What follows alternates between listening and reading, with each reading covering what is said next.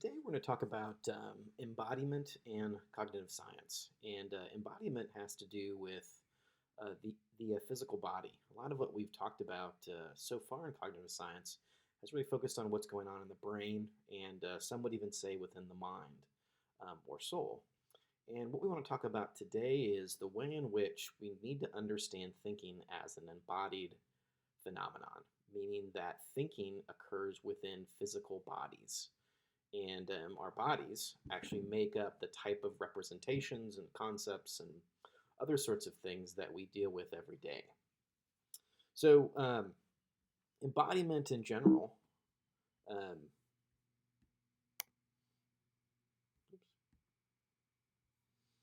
so, when we're talking about embodiment, we're talking about understanding representation.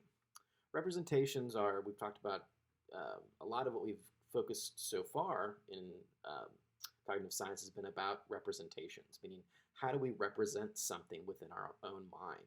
How do we have a concept? How do we have a word? How do we have a visual image?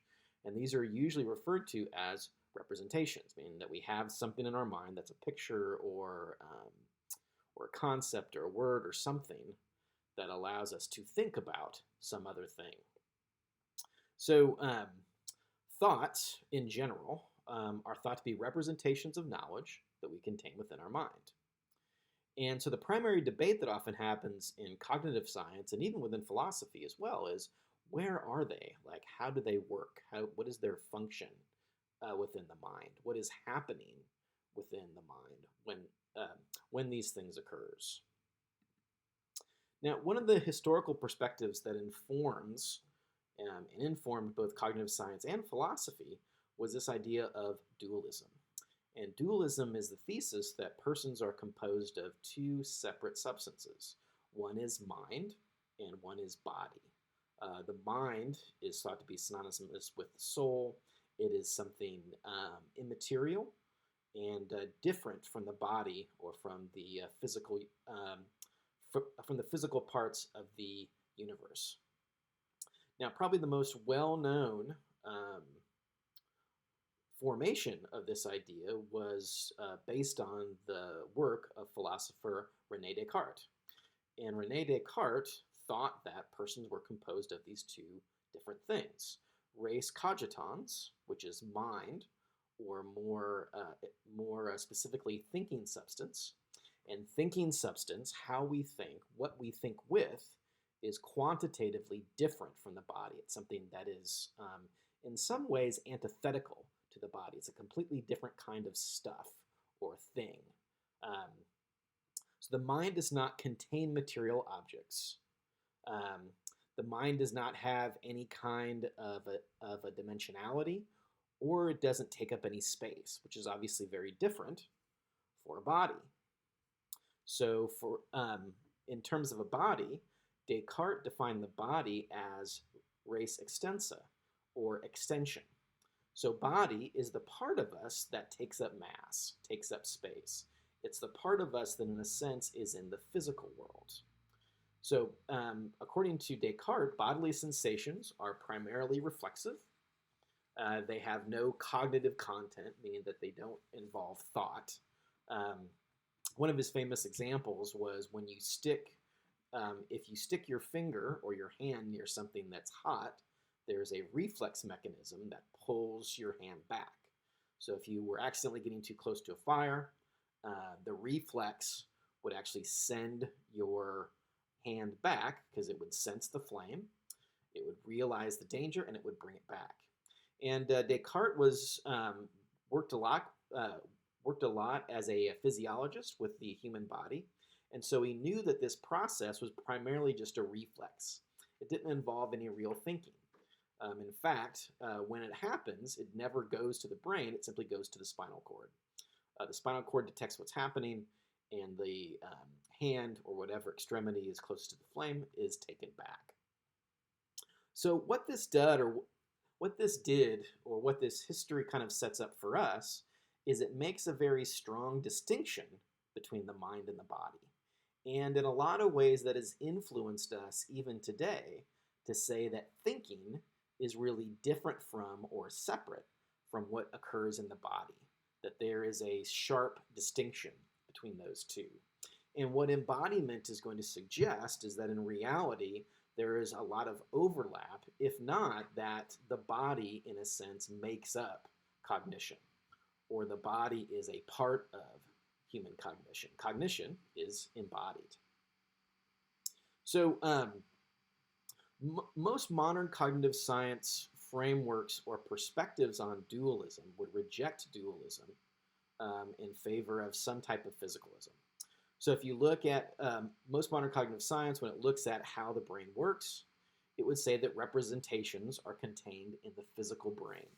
They're constituted by neural networks, parallel distributed processing networks, as we talked about before, and then that most thoughts we have, or most representations we have, are actually distributed areas of neural activations that form a network that corresponds to the representations, or forms those particular types of representations.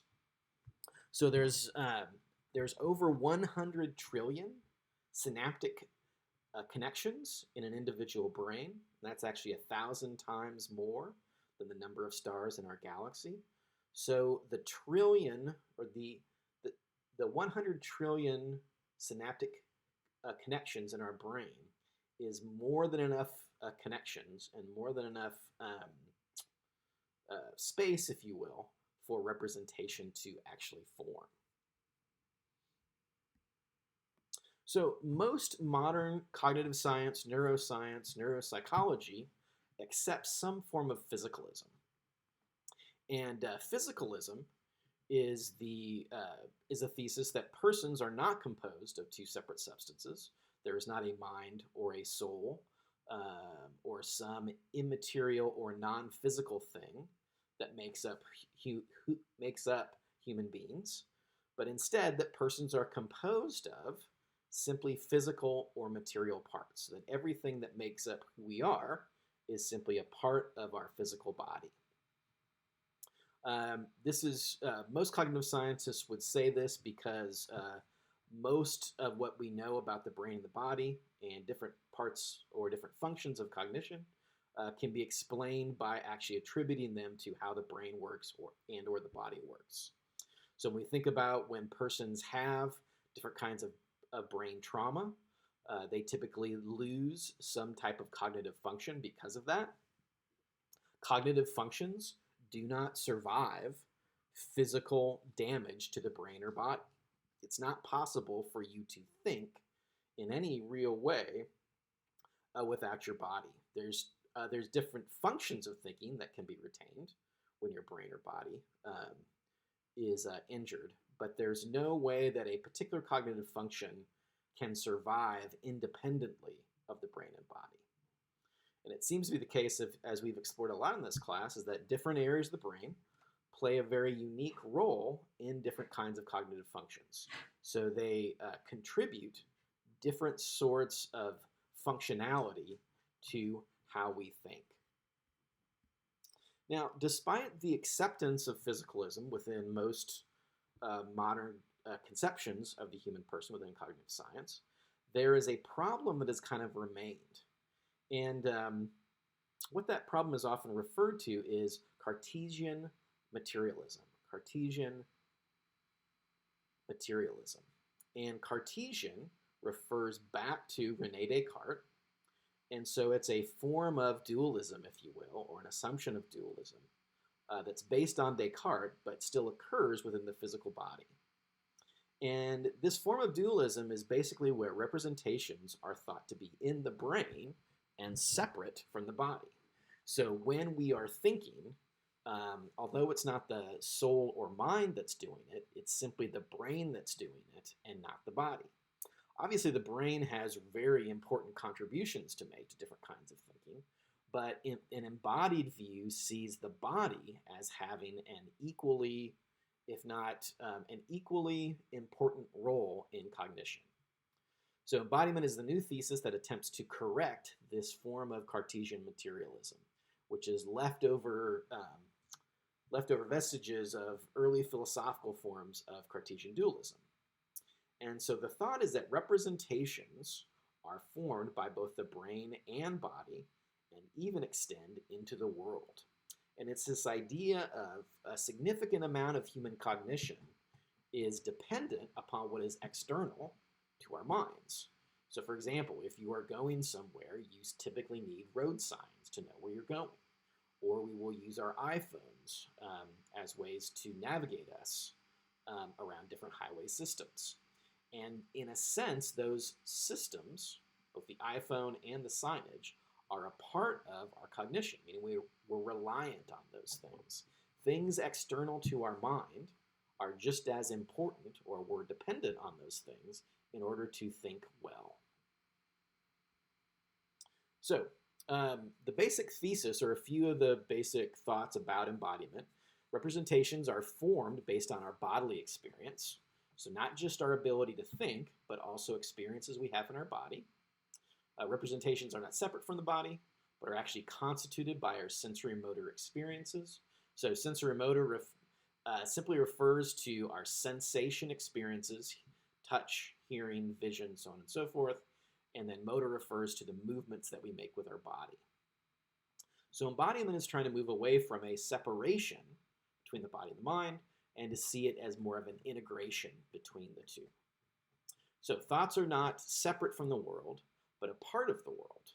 There's not a difference between inside. There's not an internal representation that has a strong distinction or strongly separate from the outside world.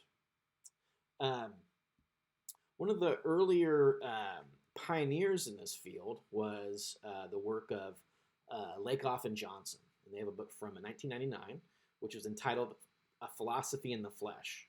And that book really kind of set out some of the basic premises of an embodied view of human cognition, and a lot of different, in some ways, reinterpretations of the ways in which different kinds of representations and concepts and thoughts really arise from our body.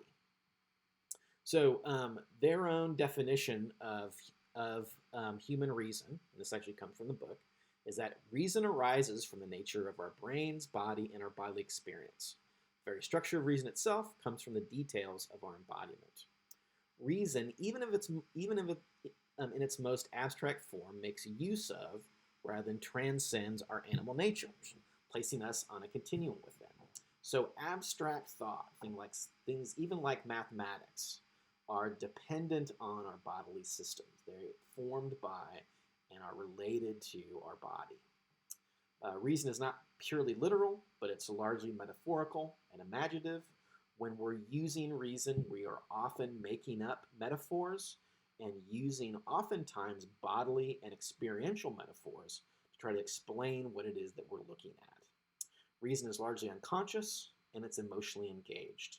This is kind of another point of embodiment, and something that has really changed within cognitive science as well, is not seeing cognition, which is usually not seeing cognition as completely separate from emotion. That our emotionality makes up part of our cognition as well, and emotions are another way that we process information, and a very important part or way in which we process information as well. So when we have different concepts, when we think about different concepts that we use in our daily lives as ways to explain different sorts of things, concepts develop based on similar sensorimotor embodied experiences that we have in the world. Our bodily experience biases certain word choices and definitions of concepts. There are reasons why we use the words that we do. There are reasons why it's so easy for us to explain certain things in ways that are sensorimotor.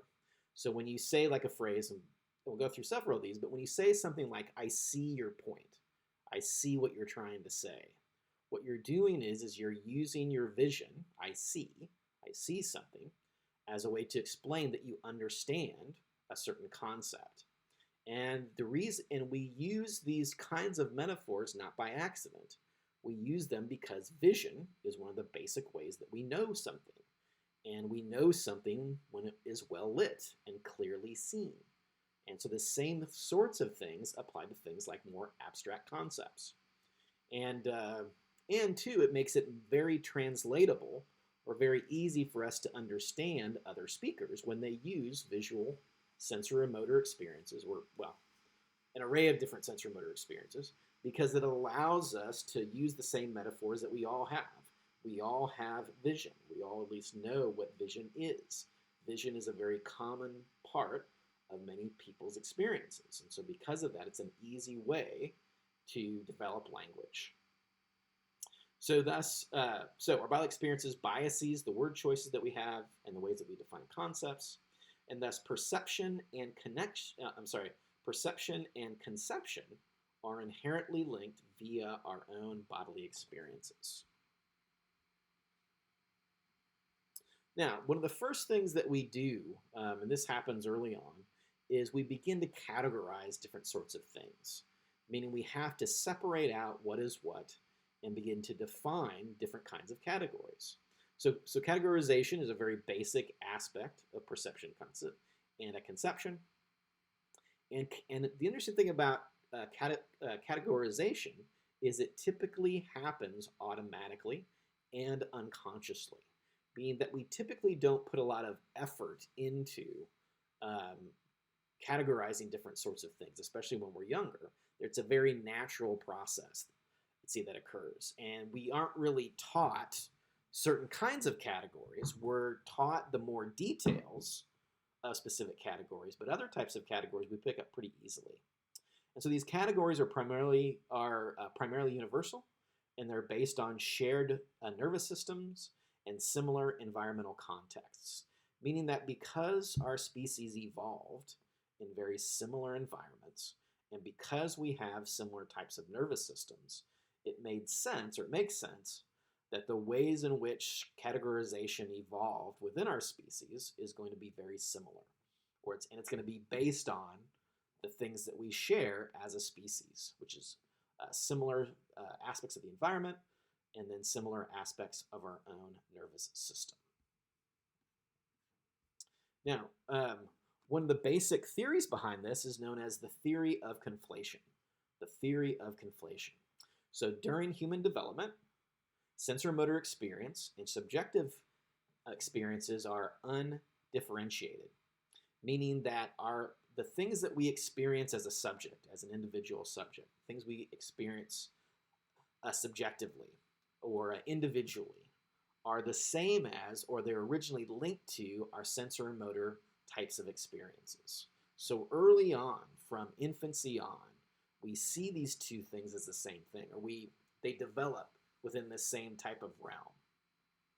But then as conceptualization and categorization occur, these two become much more separated. But the neural connections between them, between my subjective experience and my sensorimotor experience, remain linked. Thus, for example, the concept of warmth as a personality characteristic is based on the warm feeling an infant feels while they're being held. So the theory is, as we develop as a human species, as we develop as an individual person, one of the most early basic experiences that most people have is being held. And so when they're being held, they tend to feel safe, secure. And one of the experiences they have when they're being held is they feel warm. And one of the basic things that you have to do with any child is to make sure that they are warm. And so parents always hold their infants for a long period of time. And that sensation that you get when you are that young infant is you feel warm when you're feeling protected, safe, and secure. So when we call someone a warm person, or they have a warm or inviting personality, the reason we use that word warm is not arbitrary, meaning we don't just pick any old word. We use a word that fits with our earlier experiences of having positive relations with our primary caregivers and being held and having that sensation of being held. And that's the primary idea behind embodiment, is that our concepts, our word choices, our language are dependent upon these early kinds of experiences that we have. So within the theory of a conflation, affection is usually thought of as warmth. The primary sensory-motor domain is temperature. The example, she greeted me warmly. And then the primary experience is feeling warm while being held affectionately. So this is one of the basic ways in which the term warmth gets its meaning, and its development in language and our ability to understand it very readily without a lot of practice is because we share, or a lot of us share, this same type of experience. And so that similar experience leads to the use of a word, and that word maintains its meaning because of our shared experiences. So that now we can use it in a somewhat metaphorical way. And when you call someone warm, you're not saying that their temperature is high. At least in this case, you're actually saying that there's something about their personality that makes me feel good, or makes me feel secure, or the greeting that they gave was warm, it was inviting, it was comforting. And the reason that is because of the embodiment of that kind of term. So this theory of conflation is the idea that early on we have subjective experiences. So each of us has different experiences, and those experiences are linked to certain kinds of sensory-motor domains. And that later on we begin to separate those because we realize that not everyone's experience is exactly like our own, but some of those words and phrases and concepts remain. And that's where at least part of our language is ultimately formed. So the second idea next to the theory of conflation is this idea of primary metaphors. Primary metaphors. So there are certain features of embodied experience that play an important role in our conceptual development. There are certain metaphors that we tend to use over and over again. So these metaphors are primary, and that our language seems to use them consistently, and repeatedly in describing all different sorts of concepts. And their shared characteristics are based on certain bodily experiences that we all have. So one of the first primary metaphors we talked to, and I kind of alluded to this later, is that knowing is seen. Knowing is seen. So we make a connection between understanding what someone is saying with the experience of visually seeing something. There's tons of examples of this. I see what you mean. What is your view on that? His judgment was clouded. When someone's judgment isn't as good, there's a visual occlusion going on. He had a particular vision for what the company was going to do next. So this is the idea of the reason we use vision as a way to describe certain kinds of concepts is because it's based on our shared sensory-motor experience. So knowing and seeing is one of the primary metaphors, especially within English, that we use over and over again to explain certain kinds of knowledge. A second kind of primary metaphor is this idea that good is up. So things that are above us are thought to be good or better. And this comes from that kind of early experience of seeing things that are higher above us when we were a child. And that there's a sense of status or a sense of something that is above us that puts together with that kind of metaphor.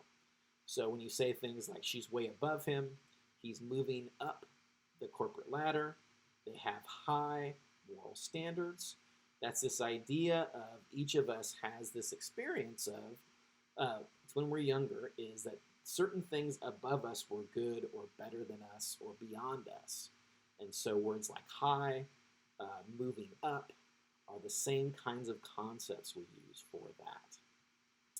Okay, so that is part one of this embodiment lecture, and stay tuned for part two.